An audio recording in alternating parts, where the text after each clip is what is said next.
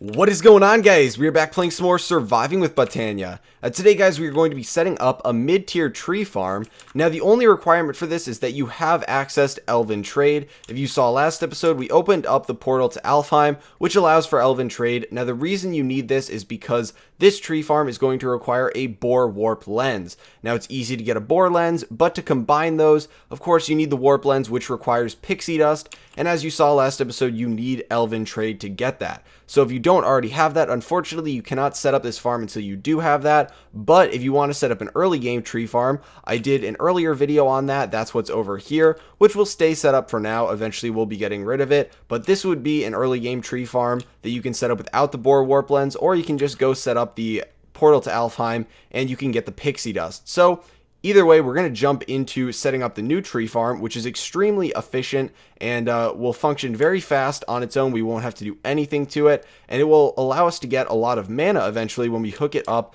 to our very outdated Endoflame system at this point. We're going to update this very soon too, and we're going to go over hooking it up to the automated tree farm setup and how you can basically get a ton of mana from it. But there's a fair bit that needs to be done today to actually set up for this. So there's going to be a lot of different plants that we need to make, and the first one is going to be a floating hopper hawk. So that is what we are going to have all this stuff for right here. Now, I do have a bunch of things that we need to make, and I guess I can pull them out one at a time in here just because it'll allow me to kind of keep track of what we're going to be throwing in here. But the hopper hawk will be the first thing that we make. So we're going to fill this up. We'll do the light gray petals, regular gray petals, redstone root, and rune of air. And then we just got to get our seeds in our hotbar. And there we go. So we now have our hopper hawk. Pretty standard. Next thing we're going to be making will be a munch dew and a rannon carpus. So I believe the munch dew is the one that we're going to be... We can start with the munch dew. So that'll be these right here. It is a little bit annoying to make the rune of gluttony, but it's not really that bad considering you do need to make that. So it's not really optional for this, but there we go. We now have the munch dew. If you don't already know, the munch dew is going to eat leaves at a certain level and above and give you mana for them. Along with that, we've got all the stuff here that we are going to need to make our rannon carpus. So we've got our redstone root, yellow petal, orange petals, and rune of earth. And there we go. We have our rannon carpus. So this is going to allow us to replant on whatever soil we would like to use for our trees. I'm going to be using regular dirt. Now, one thing to keep in mind is when you run into some issues, if you're using Podzol, I think is how you pronounce it, is that this and mycelium do allow for delay in terms of stuff on those picking things up. But the only problem is if you want to plant a tree on those, because they're different than regular dirt, then it becomes an issue that the rannon carpus also needs to be planted on top of the podzol or mycelium, and then the problem is that will delay this picking stuff up and interfere with the hopper hawk. So I would advise you to just use regular dirt and place it far enough away from stuff that it's not going to actually try and plant on anything else. So we've got grass all around here, and the grass should not be able to spread to the dirt. It'll stay as dirt, and it won't try and plant it on the grass. So just a little bit of a heads up if you're running into any issues. The last thing that we're going to be making is going to be... Let me pull it up here in the Lexica Botania because we actually have never looked at this before. If we go back, it is going to be in the functioning flora. It is the Agra Carnation. Now, if you don't know what this is, it basically is a flower that turns mana into fertilizer. So it basically every couple ticks, it's going to add bone meal to something that is in its radius that can be bone mealed. And of course, in this case, it's going to be saplings. And what you're going to use this for, and you can use, anywhere from 0 to probably around like 3 or 4. But you're going to have a lot of leftover mana that's going to be sitting around, and if you want to use it for something, this would be a very easy thing to use it for. It will allow your trees to go to grow faster, and of course get you more mana on top of that. So I would say at least use 1 or 2. I'm going to be using 3, and I'm going to be setting them up so that they actually look perfectly fine. They will be symmetrical, so my OCD won't go off the charts, but we do have a fair bit of these to make, so we can get them in here. Let's get all this stuff out. So it's going to be no runes actually required for these, which is pretty darn nice. It's 2 lime petals, a green petal, a redstone root, and a yellow petal. Oh, you know what? Maybe there are runes required for these, and I am just missing them right now. Okay guys, so we're back. I was actually wrong. These do require a rune. They require the rune of spring. So I thought that was a little bit odd since pretty much every plant requires a rune to go along with it. So I did have to pop off camera and make them. I do apologize for that if I got your hopes up saying that they don't require a rune. That was my mistake, but there we go. We should be able to make them now. So we've got one down, and let me get everything back in my hotbar so that we don't have to wait on anything anymore. So let's get another bucket out here, fill it up. Oh, let's put this back in the hotbar like so. Okay, so we need the rune of spring, 2 lime petals, we need a yellow petal, a green petal, and the redstone root all the way at the back here. And there we go, we got another one, and time to make the last one. 1, 2, 3, 4. There we go, and redstone root. So now we've got all 3 of these ready to go, and a couple of these need to be made into floating plants. A couple of them don't actually need to be floating, but we're going to make them floating because I think they look a lot cooler. So we've got the mystical white flowers. We're going to be making those into the glimmering white flowers, sticking with the trend, of course, of always using the white flowers. I don't know why. Then the pasture seeds, dirt, and white flowers to make floating white flowers. And we are then going to make the munch dew floating. Now this does need to be up in the air. Obviously you can put a block below it if you really wanted to, but it looks a lot nicer to make it floating. We can have the hopper hawk as floating again too. It's going to be elevated, but you could just put a block below it if you really wanted to. Then we're going to have the Ranuncarpus. Actually, we're not going to make this floating. That's right. We're not going to make the Ranuncarpus floating. You don't need to make it floating, but we are going to make the Agra Carnations floating. So we're going to get all 3 of those out right now. Now, the Ranuncarpus can be floating if you really want it to be, but we're not actually going to do that. So what we can do now is head on over once we grab out all of this miscellaneous stuff. So we're going to need 2 mana spreaders that are regular, an open crate, a mana pool. Then you're going to need whatever you're going to be using as a sapling. You need the wood that is going to grow. So we're using oak. We're going to have apples too, because of course the oak will give us apples every once in a while. 2 chests, 3 item frames, 3 pieces of dirt, or whatever you are going to be planting it on. So dirt, mycelium, podzol, whatever you're doing. And then we need the mana lens boar, the mana lens warp, and a slime ball, which are going to get crafted together to make the boar warp lens. So here's a very, very, very, I can't stress this enough, very important thing to do. When you are putting these together, the words boar warp do need to be in that order. So as you can see here, when we put them in like this and go to craft them, it is green, it resembles the boar lens, but it is called a composite mana lens boar warp.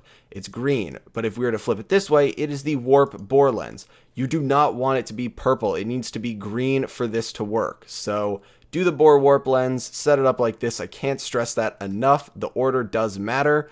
Boar warp lens, you only need 1 of them, and we should be good to go. The last thing is we need force relays. So to make these, you basically are just going to take pistons and you're going to throw them into a mana pool. They use, I want to say, roughly an eighth, between an eighth and a fourth of the mana pool. So they do take a fair bit of mana to transform. I think it's only an eighth, but they do take a fair bit. I'll actually look it up right now just so we can see, because it looks like it took only a little bit. But yeah, so it does take a fair bit. I don't know if that's intentionally not right in the middle or if it's just a random value, but yeah, you do need to turn them from pistons into force relays. We need 2 of these, of course, and now we should be good to go. Now, I actually don't have any lighting over here, so I am going to sleep before. One thing to note is, I guess because I don't have my world loading enough chunks, we're getting that error where it doesn't want to spawn hostile mobs. So even though we're on hard mode right now, because I'm only loading like 8 chunks, it needs to be 12 or above for the monsters to spawn, which is odd. It was some bug in, I believe it was 1.10.2, which is what we're on right now. We encountered it in the mechanism world, but since we don't really have a mob farm here, I haven't thought much about it, but just something to note. So we've got this area over here. I really like blending this in together in here, but what you need to keep in mind is you need a 7x7 block area specifically for this. So luckily we've got 1, 2, 3, 4, 5, 6, and 7 if we get rid of this 1 block right here, which should be no problem. So we're going to get rid of that right there and grab our dirt. Okay, so here we got our 7x7. I am going to be setting it up right over here near the portal just because I want to kind of keep this space open. So we're going to find the middle block, so 1, 2, 3. So the middle block is right here. And we are going to come in a couple. Let me get my actual pick out. So we got the center block. which would be 1, 2, 3 right here. So we are going to put a chest down right here, a chest down right here. Then we can put down some dirt right here so we can get an open crate above it. And we can put down another piece of dirt right here. And actually, you know what? These do need to be elevated one. I'm sorry. Everything here needs to be elevated one. I'm forgetting a little bit, but we're going to put these up one. And we are going to put these up one. Now, the reason we're doing these up one is because you can add redstone controls to these. There really isn't much of a point with how we're setting it up, but if you did want to add redstone controls to these, this would give you the ability to do so. We're also having the open crate drop blocks, so it needs to be able to drop them down one. And of course, the hopper hawk needs to be adjacent to the blocks it is inserting into. So before we actually put down the floating hopper hawk, we're going to put item frames on all of these. So shift click them on there, and the apple and the wood can be, interchangeable between these two. I'm going to put the apple over here and the wood over here, and then the open crate is going to be for the sapling. Now that you have that, you can put down your floating hopper hawk. Oh, shift clicking that. That's not what we want. Shift clicking onto the side of that. So now we have our floating hopper hawk, and I'm sure it's bound to one of these mana pools that we don't want it to be bound to. We will rebind it eventually. That's no problem. But now what we're going to do is come back in here, and we can break this block right here and put down our random carpus, and then we can break this block and this block, and we can put down our actual dirt blocks. So we'll put down dirt right there, and right there. And now keep in mind with, the random carpus, it's the block below the one it's planted on. So we've got this one. So we're going to plant it here. It's got dirt below it too, so that's no issue.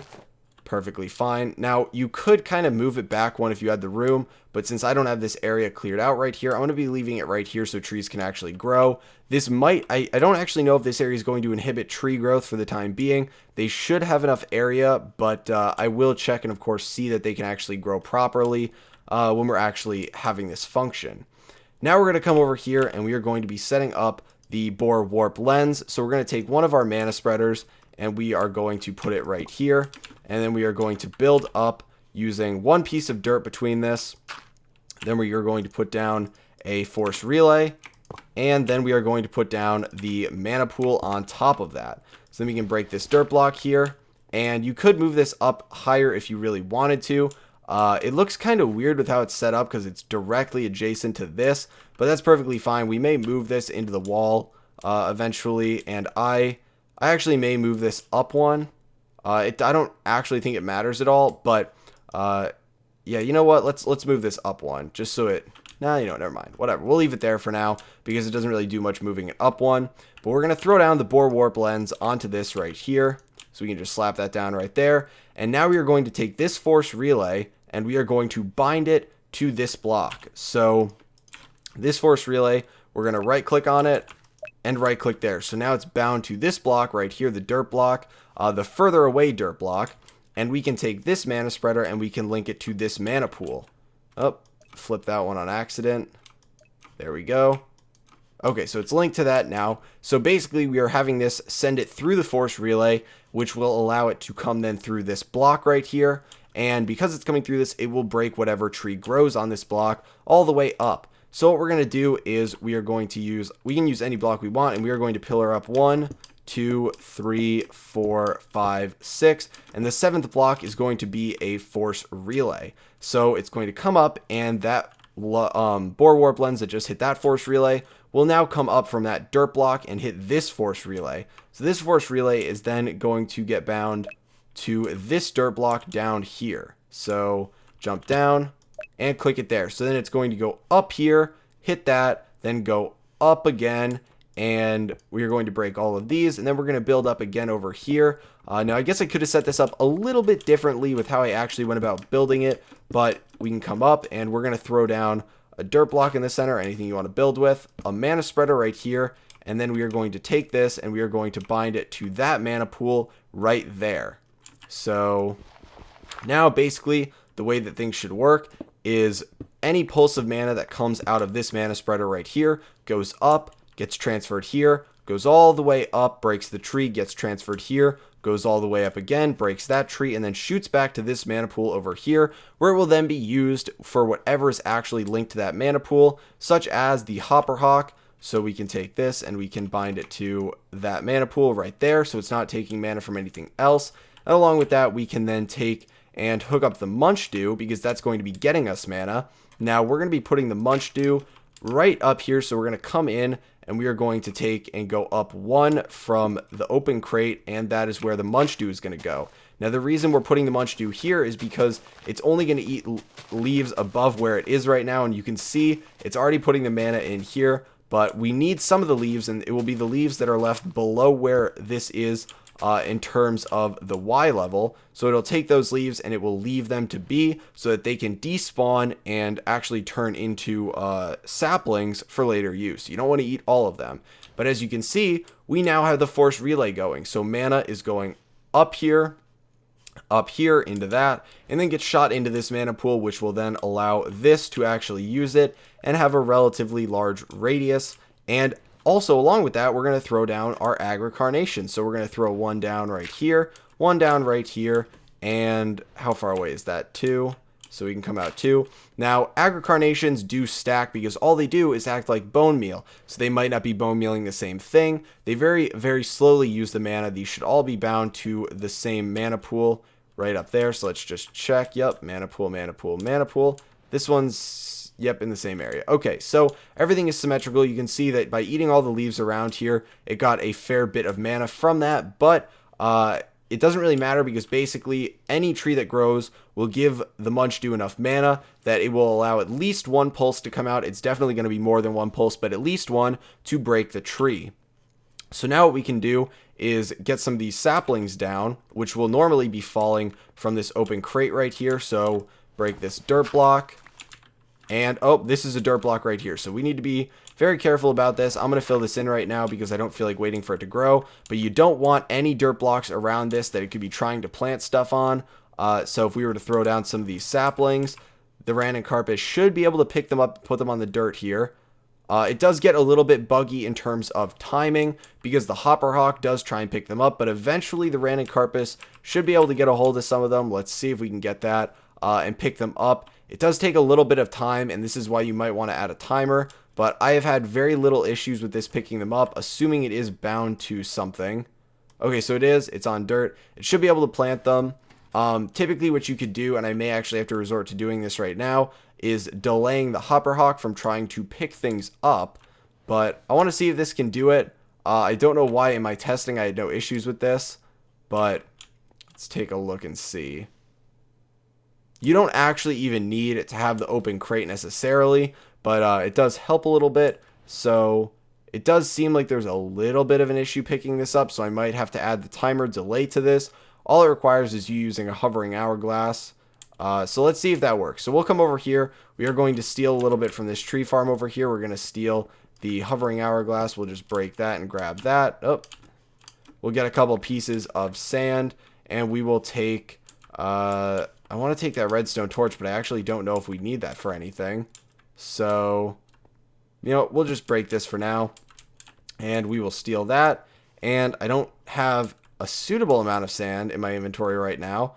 Do I have any sand over here at all? Yes, I have 2 sand. Okay, well, we probably want a little bit more sand than this, but I'm going to test this out right now because this is having some trouble. So what we're going to do is we're going to take a redstone torch, and we are going to put it on this block right down here. Now what this should do is disable the Hopperhawk long enough for that to pick it up. And what we can do is take the hovering hourglass and we can put it right here. And I am going to need to get a repeater, but we can put the hovering hourglass right there. We can steal a repeater from somewhere over here. Yes, we will steal a repeater from right here. Totally screwing up this whole setup. I wasn't really planning on doing this, but yeah, so we'll put a repeater there. And we'll put some sand in here, and what that should allow it to do is every once in a while it should allow this to get disabled to pick stuff up, but when it's not disabled it won't try and pick stuff up, and this will leave a suitable amount of delay for this to actually plant the trees. So what we're going to do again is sleep. I don't know how fast these will grow. They might grow on camera considering we've got the Agra Carnations there, and that'd be pretty darn cool to be able to see it, but if that isn't the case, it's perfectly fine.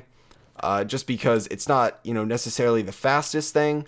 But one issue I know people tend to run into is that there are a lot of saplings collected on the ground. We will talk about getting rid of that next episode when we discuss using those, because we can actually use those as fuel, so we can find a way to have those be eaten by the endo flame and use them as fuel when they become too much.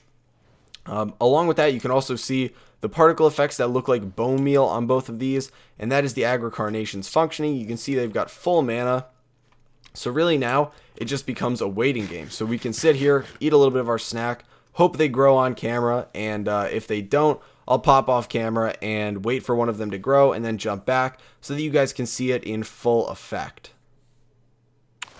Okay guys, so we are back. Now you're seeing what happened right here.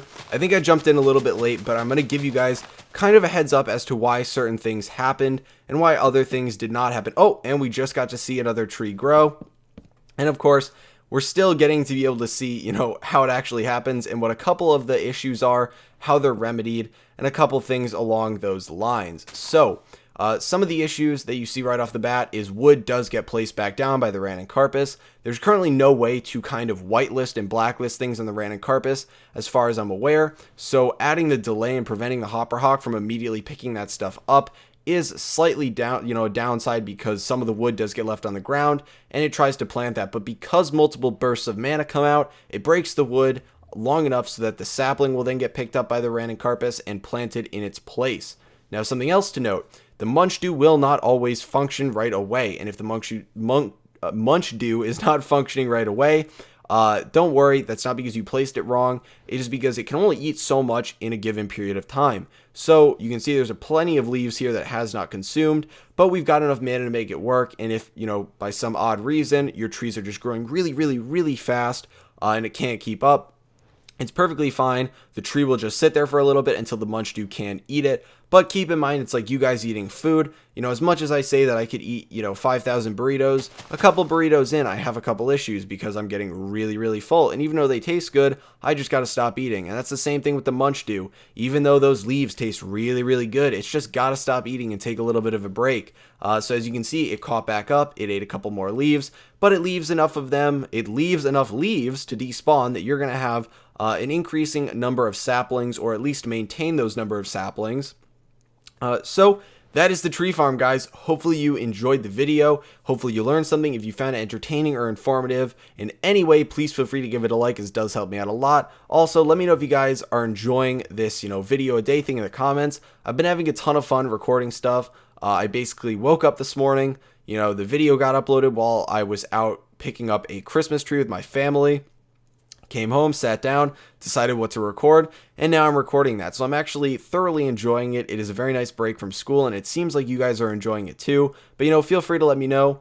We should be finishing up the Thaumcraft series in the next couple of days, and then we will be on to just Draconic Evolution and Botania. And with Draconic Evolution being relatively small, we'll be finishing that up and starting a new mod at some point in the coming weeks. I already do have in mind what we're going to be starting. It's something a lot of you guys have asked for, so you got that to look forward to. Hopefully you guys will be off school soon if you are not already, and enjoying the Christmas, or I guess I should say holiday season, with family and friends. Try and stay healthy, stay happy, and I will talk to you guys later.